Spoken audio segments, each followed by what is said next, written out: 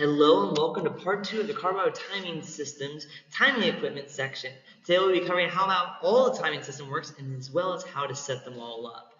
So again, my name is Jack. I'm the Deaconess Aquatic Center Equipment Operation Team Lead. We are based in Evansville, Indiana. Without further ado, I'm going to discuss real quickly what we're going to be covering in this video. So there's a lot of equipment we have to cover. We start with touchpads, then we go to plungers and backup buttons. We'll be showing you how to get 3 of those per lane. Then we go to our speakers, pretty easy to get. RJPs is the most complicated thing on here, but still pretty easy. Just watch along and we'll guide you on how to do it. As well as backstroke wedges. There are 2 different types that I'm going to be showing up in two different types that I'm going to show up in this video, as well as how to power on a start bulkhead and how they work. And then finally, we'll be getting to our starters and how to plug those all in. And it's not on here, but the Gen7 timer is a pretty easy one to do as well. So without further ado, let's hop right to it and get to it. Alright, we are now in our timing storage room. We'll give you a quick tour. Starting at this front corner, we have our ropes to put up along the sides of lanes so you have an official walkway established. Your podium, your cones. Right here's a very important piece of gear. This is what we use to test all our touchpads, RJPs in the water. Coming over here, we have our counters. We have 20 lap counters here, 10 with stick, 10 without. We have some extra flags over there. Jumping over to this side of the room, this is our cable harness equipment. Your primary cable harness, your secondary cable harness, and then the starter connection cord. You will only need that stuff during a cable harness meet. Over here we have 2 crates. They have 10 speakers in them each. Here's our pile that we have our podium in. That's a specialty thing that you're going to have to find out from someone else on how to build. Over here is where we keep all our starters and diving equipment. We have 2 starters, tripods, and the 2 starters themselves, as well as their charging cords, which you'll bring out on deck with you. We have our basket that we have our manual diving flip charts, so you can give a dive score.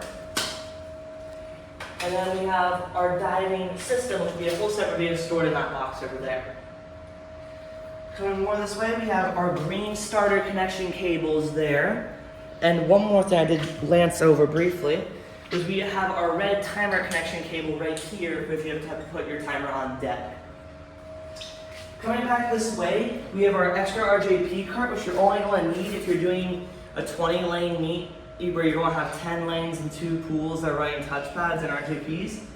Just as our last 2. And we have our extra cabling for the timer if you're going to be doing the special stuff at the back of the timer.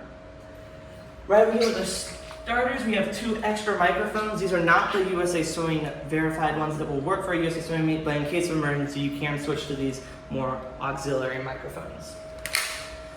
Coming over here, we have our pile of flags right here. This is all of our flags for when we have a specialty meet. We're going to have a warp lane going asynchronous to the normal setup. This is the primary RJP cart. This contains 9 of our RJPs along with the cords for those. And yes, over here we have a secondary RJP cart. There's a bit of stuff on it, including 10 extra buttons. However, you can move this off if you're going to need the cart. As well as this has our Velcro for our touchpads in the south pool and middle. That's pretty much all that's on this cart, as well as we have some signs for the podium, which should be on the podium. I don't know why that did that over here. Alright, coming more this way, we have our rack full of our backstroke wedges. We have 2 types of wedges here. We have the wedge that is designed for, we have this type of wedge right here that goes on our bulkheads, and then we have a different type of wedge that has a bit of a dip in the middle that goes in the middle of our pool, which we only use in east-west meet.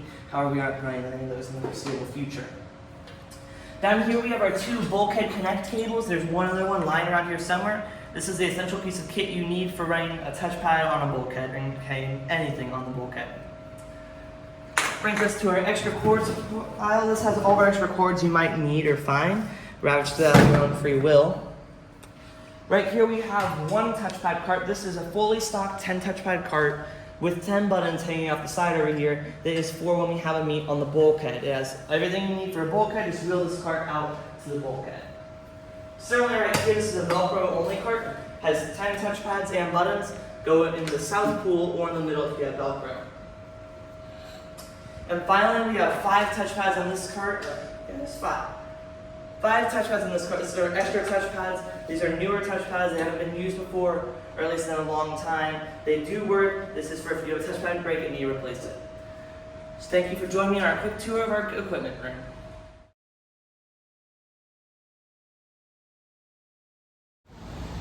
Welcome back to the Deacon Aquatic Center. We are in the South Pool now. We're going to be putting a fully loaded 1 lane. This you can do to all 10 lanes. We're only going to do 1 because I don't feel like putting 10 lanes worth of stuff out. We're also going to be plugging in our bulkhead and our starter. So without further ado, we're going to start with our bulkhead. First up, you're going to grab that blue cable we showed off in that housing earlier. We're also going to grab this little tool. You might be able to find that somewhere around the building. Loosen it, take off the cord. Don't lose that. If you lose that, you're kind of going to get screwed later on. You're gonna put this little cap in, find a spot, just keep spinning to find a spot, then spin this thing down, tying that bad boy up. That thing's now connected.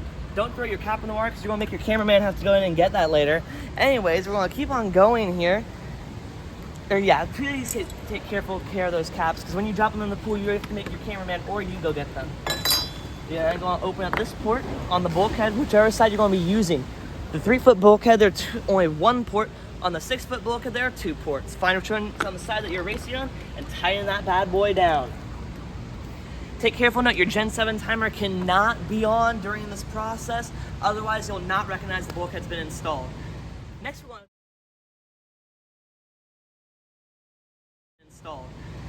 going to grab our little piece that we still have in our hand. We're going to come over here to the Gen 7 starter spot. Starters are blue, bulkheads are blue, starters are green, timers are red. You want to grab your green cable that we just found earlier. You want to then go and do the same thing you did to the bulkhead. Smack it, spin it around, tighten that bad boy down, and that thing is now super tight. You want to take your cord, bring it over to your tripod. At all meets, you're going to have your tripod right about at the flagpole. That's just what the USA Swimming, NIHSAA, and NCAA recommend. Pick up your timer. Drop it down over the top with the hole. You then go on tighten down these little screws. These screws are very important. Make sure this one's tight so your starter won't go whee and swim. We don't want our starter to go for a swim. Then you want to take the other end of that green cable we found earlier. It's going to be this little black side. Find it over to this little port called wall plate. You then go and put it in, making sure the notch is in the correct spot. Push it in, and then tighten it. You'll know it's tight later on when we test. You're then going to come right here to where the microphone's been so nicely curled up, enjoying a sweet little vacation stay. You're then going to pull it off slowly and surely, untangling the knot that it's decided to get itself in because you haven't used it in a few months and now it doesn't like you anymore. We haven't used the starter in 3 weeks and it's already knotted up. You're then going to let your cameraman plug it back into the spot on the starter box. Cameraman's going to show off what he's doing right now. Plug it in, push up the lid. It's just a microphone you're plugging in. You're also going to make sure these little speaker adjustments are to the correct volumes. You have your one over here by mic 1, one on mic 2, and the auxiliary speaker is the speakers on the deck. Speakers on the deck you can control at any time, as well as all the others. In our pool, we have Sharpie markings indicating where we would prefer it to be. Next, you want to turn on the system, which is located right above the external power supply. You're going to then put your microphone right down here on the side, slap it down nice and comfy. Take note, during a meet, you're going to plug in your power cable over here by the on and off switch in the external power conversion center. That is going to make sure that you have power or it doesn't turn off during the meet. Make sure your strobe light is considered on, which means that the thing will flash orange for the timers during the meet. Next, coming up.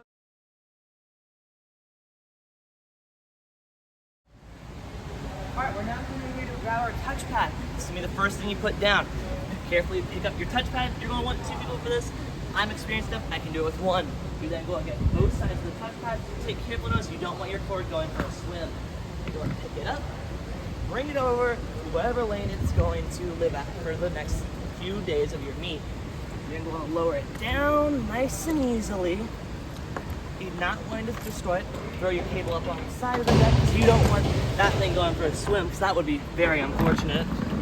Slide it in. Let it drop off into the little divot. These are Bulkhead Touchpads, which means they have specially designed screws on them already.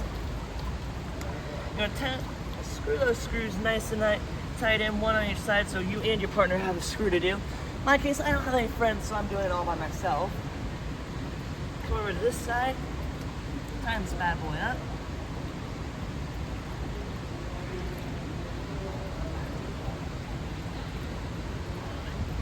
nice and tight. Now, should be able to move. Your cable.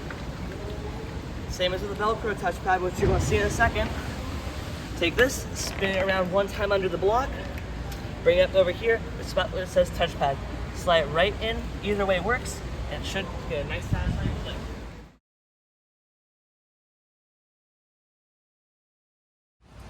Hi, we're now on the pool deck in our south pool at the Deaconess Aquatic Center. So we put in the touchpad down here, very similar to the other side, except the touchpads use Velcro. You're going to need two of the Velcro adapters, which you're going to slip under the lane lines as following. You want to take one of them. If you're on the end lane, you want to be careful because you want to go a bit further. You're going to slide into the little groove in the side deck. So just want to lift up the lane line, slide it in, just want to move all the way down and then to that end. On the other side, you're going to be in the center as follows. Right here in a second. Part of this side. I'm going to take this adapter again, put it in, slide it under, right towards the center. Once that is done, you're going to need 2 people for this job, but I'm a bit of a trained employee, I can do it with one. You're going to lift up your touchpad over the wall. 2 people. You're going to slowly lower it over both sides, slowly push it down, start to get the suction on the wall. And then once it's right above where you want it, you're going to push it down firmly, and it's going to adhere to the Velcro. Next, you're going to come back behind the block, taking your new wire that's now been in the wall. You're going to loop it once around the block for security in case it gets loose during timing, and plug the other end into this touchpad spot on this Gen 7 deck plate.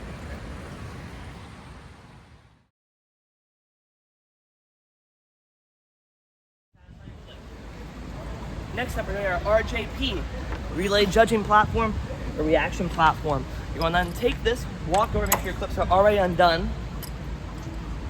Walk over to your block. I like to always do it this way, you don't have to.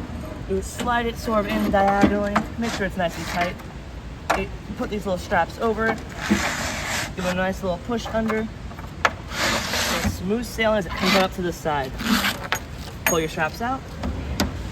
Should feel nice and tight. Join me under the block, as we're now going to be taking the strap that's over on this side, pull it under the block, take it into here. Might have to loosen it a little bit. You're going to take it in, pull it nice and tight. You're going to pull this little thing, you're going to pull it tight, make sure it's nice and tight. Join me, we want to do the same thing again, make sure you understand the concept. Same thing on both sides. You want to get a different viewing angle here. Grab both sides of it, make sure you have all your slack out of the thing at the top. You don't want to accidentally rip anything. Tighten it, like so, and then flip the little lever, like that. Now your relay judging platform is now on. Cord, grab your port. Shouldn't be bent. If it is bent, bend it back into place with your fingers. If you want to look a little backwards here, you only bend it like so. Push it in. It won't go in if it's the wrong way. Then bring the other side of it, the 3-prong end. It's going to be the only 3-prong port on this thing. It says RJP below it. You want to slide it in, and it will click nice into place.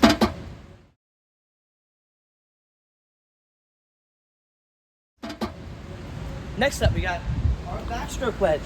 Not going to have this at every meet, but those meets that you do have it at can be kind of complicated, so let's go and take it. Most essential thing to remember here, don't over tighten it, as you might have to get a screwdriver and do it at that point. Second thing, when you're sliding this bad boy in, take careful notice of the wedge.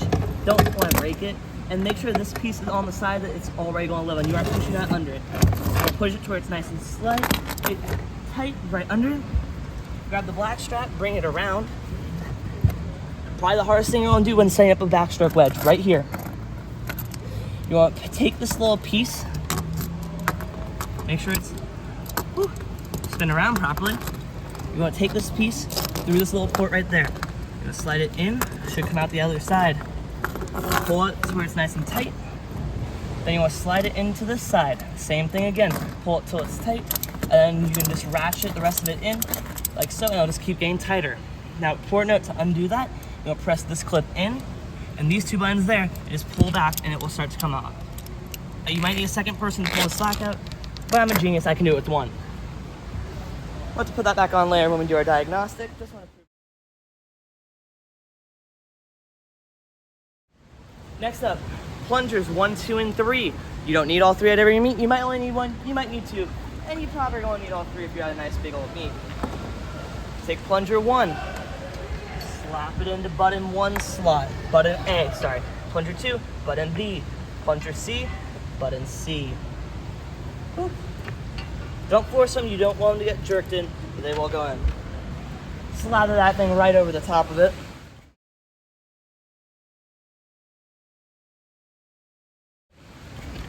Then last but very lastly not least, cameraman just knocked another one he's going to have to go get in there, so remember, let's not put our cable things right on the outside. Grab your speaker, plug it in, it's the only yellow cord, plug it in either way, not to start, speaker, the lower corner. I'm gonna flash a picture now on screen of my custom little drawing of how you can identify everything on that port map. It's my little port map I made. And like that, you're all done. You now have a fully kitted out lane. The max you can add to a lane. You might be able to add a starter flash, but you don't need that if you already have a green touchpad RJP already installed. To make sure it all works right, you're going to take your speaker, microphone on your thing. Test. Listen for someone over there. It's going to be testing. So listen if you can still hear it over there. Cameraman can hear it, right? So that means the bulkhead on. You're going to press your start, and it should be all good to go.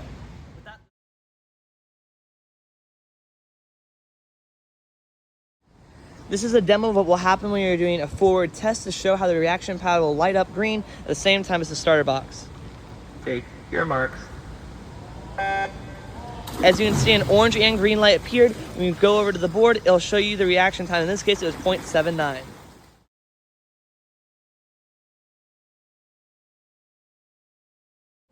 This is a test of the Gen7 starter and backstroke wedge, showing how it will work in an actual event.